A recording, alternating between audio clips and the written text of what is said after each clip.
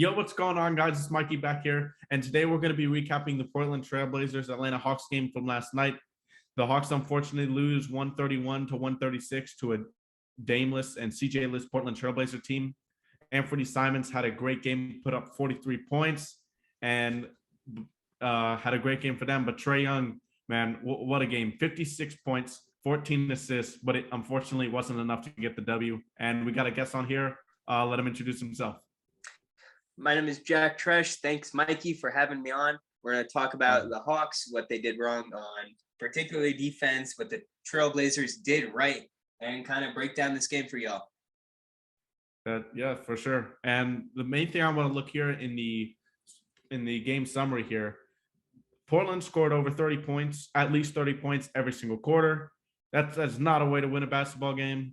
But my main thing is the points in the paint. So we're consistently winning the points in the paint, but it's the perimeter defense that's costing us these games. We won the points in the paint 62-48. But the guys that can run along screens who can't really handle the ball that well, those guys are normally guarded by Trae Young. And in this game, this was Ben McLemore in the first quarter who torched us. Trae Young can't really navigate those perimeter screens very well. And it's showing when guys like Ben McLemore can get wide open looks and put us down like a 7-0, 8-0 run like that. And that's what happened to us in the first quarter. But really, the Hawks just got to play some perimeter defense and just have some effort. We were getting burned on back cuts and backdoor passes, simple ones that you learn to cover in high school, where just put your hands up, just deny the pass. Just simple things like that, and I think the Hawks that'll lead the Hawks to some much needed wins in the future. Yeah, absolutely. I mean, the intensity, the effort, the connected, the being calm, cool, and collective was not there for the Hawks tonight, and it really showed because they put up 131 points, which shows you the offense is not the problem. It's the defense, because that 131 points came in a loss. Yeah, and unfortunately, Trae Young's historic night comes in a loss, but nonetheless doesn't diminish from how great of a pick and roll player he is. His passing today, it was just incredible. His passing off the pick and roll is definitely his best attribute, in my opinion, and he's always 2 steps ahead of the defense, as Jack will demonstrate some of the different plays he made tonight here. Yeah. Why don't we just dive into the box score and take a look, and I guess start with the man who had a night for himself, that being Trae Young. I do want to mention Anfernee Simons, because he also had a night for himself, in tribute to his late grandfather. But Trae Young putting 14 assists to his team to go with 56 points. The first player to do so in NBA history, and it's remarkable as those 14 assists, he went deep into the bag, using his eyes to fool the defenders, no-look passes where he would get the defense to commit one way, throw the pass the other way, then really just easy assists that stumped the Trailblazers. But that's a remarkable performance. If you haven't checked out the highlights, it's really a masterclass of just one of the best point guards, one of the most generational talents that you'll see in the NBA today. Yeah, and one more point on Trae's passing. A couple of plays in specific I want to mention. This was there were a number of plays in the second half where Clint Capella would set a screen and he would be open in the paint, but the corner defender would kind of rotate to try and cover that pass to Capella. Trae would look to the corner like he's going to pass to an open corner 3, but then still pass to Capella. And just that little look off puts the defense at Trae's mercy. And Trae really delivered with some great passes tonight, making his assists look so easy, but in real time, to have that offensive IQ to make those passes, it's just incredible. Yeah, and you look at the supporting cast for the Hawks. I guess we'll go with the breakdown was that there was not the firepower expected from guys like Kevin Herter and Gallinari, and that really showed down in the fourth as they missed some crucial open shots. But Gallo's 11 rebounds that we'll get to really was a helpful effort for the Hawks, even though it didn't really result in a win.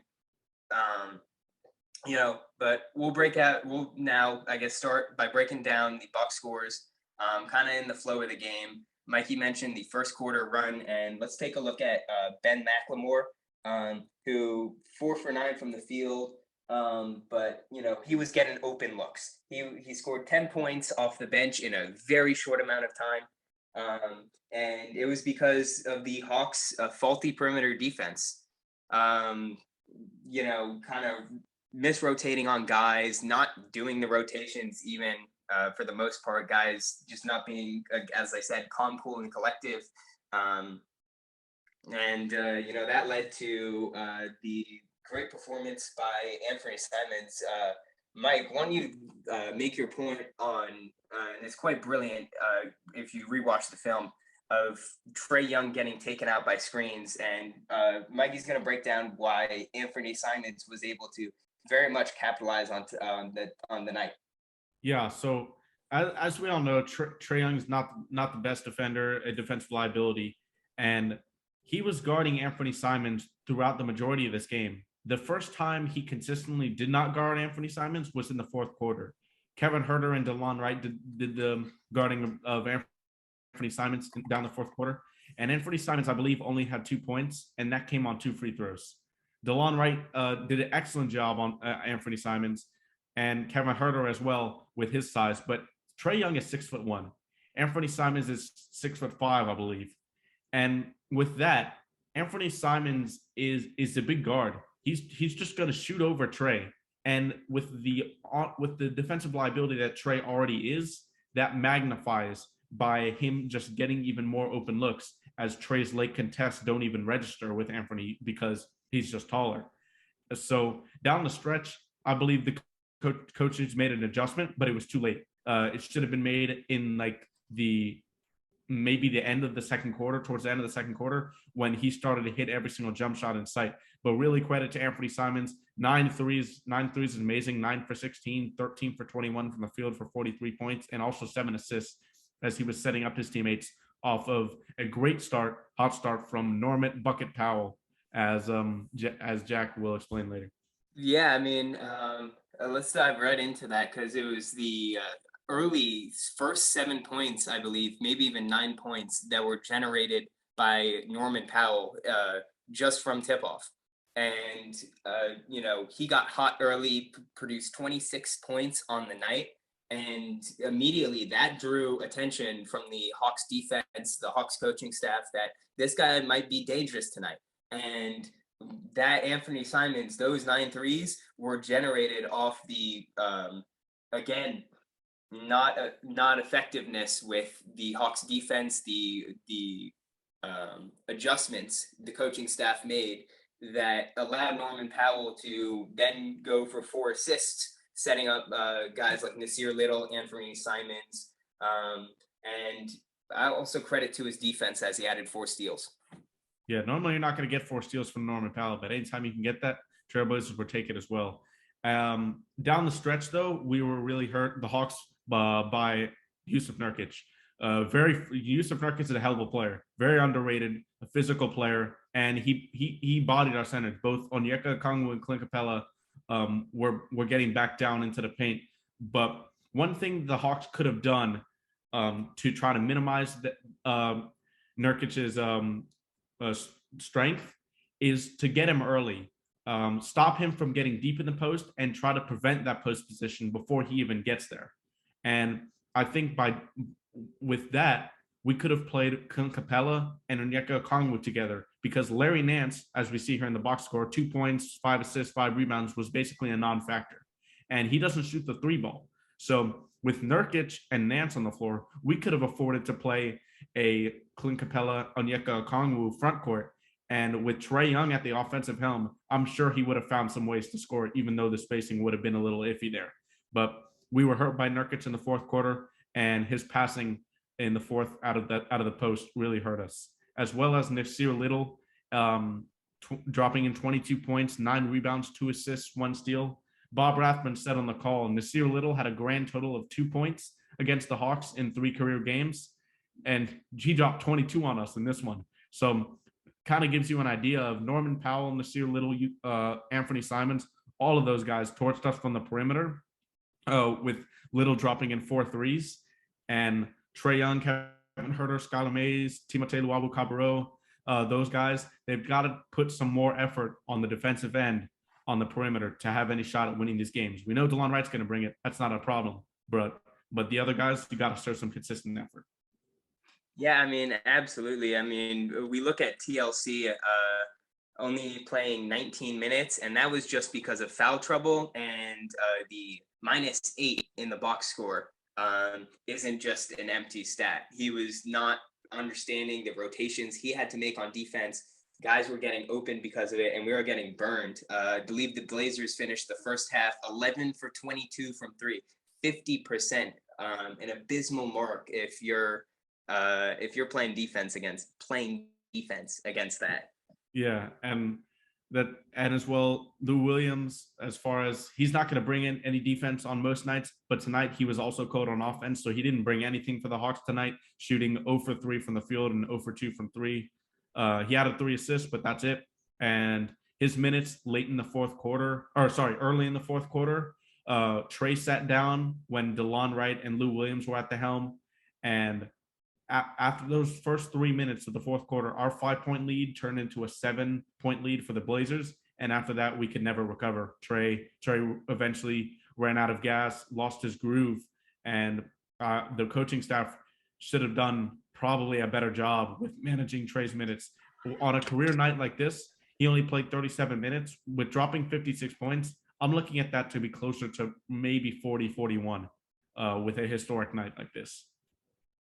Yeah, I mean, definitely the Lou Williams, not great shot selection, especially the stagnant offense that was generated from the Lou Williams-centric positioning was non-effective, and as Mikey said, it cost the Hawks the game, because what was a lead turned into a big deficit and a loss of control of pace of the game. Yeah. And speaking of pace of the game, Clint Capella was running the floor tonight. It looked great for the second game in a row. 22 points, 11 rebounds. And look at that. 10 for 10 on field goals, made all his layups, all his dunks. It was beautiful to see. It was a sight to behold. And while he didn't play the defensive game out of the blocks or the steals like he did in Cleveland, his offense was there. He was running the floor, grabbing rebounds, and that's awesome to see, because if we can get the Clint Capella back that we had last year, with Cam Reddish and DeAndre Hunter coming back to guard the perimeter, hopefully within the next few weeks for Hunter, then this Hawks team, I think, can get to possibly the teens in defensive rating, just like they were last year, while our offense right now is skyrocketing to second in offensive rating in the NBA.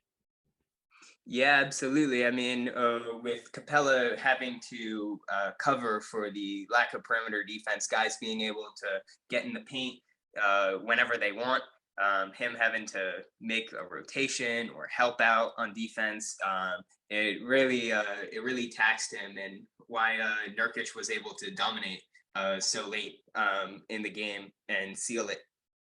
Yeah. And Kevin Huerter here, as we move on to the Hawks box score, 18 points, 2 rebounds, 2 assists. He didn't shoot it well from 3, 2 for 8 from 3. So as Jack would say, this was a more of a cave-on game where he went inside, used that push shot that we know he shoots so efficiently from, and shot and got to the basket, which Dominique always likes when Kevin Huerter is aggressive and gets to the basket. And that push shot and his finishing at the rim tonight was good. But that 3-point shot for Kevin Huerter will come back. He's normally a lockdown shooter. It's happened with Trae. The first few games he was back, he wasn't efficient. But look at where Trae is now. So the efficiency will come back. And the 3-point shooting will come back for Huerter, I'm sure. Yeah, the Hawks still missing some players with the COVID protocols. Kevin Huerter this was his first game since December 17th. I'm sure the lack of having an adequate practice facility to get some shots up, what we call red velvet, Kayvon, that will be truly back coming up once he's able to get more reps with the team. Yeah. And haven't talked about the Hawks bench much. Besides Gallinari and Lou Williams, there was also Okongwu and DeLon Wright.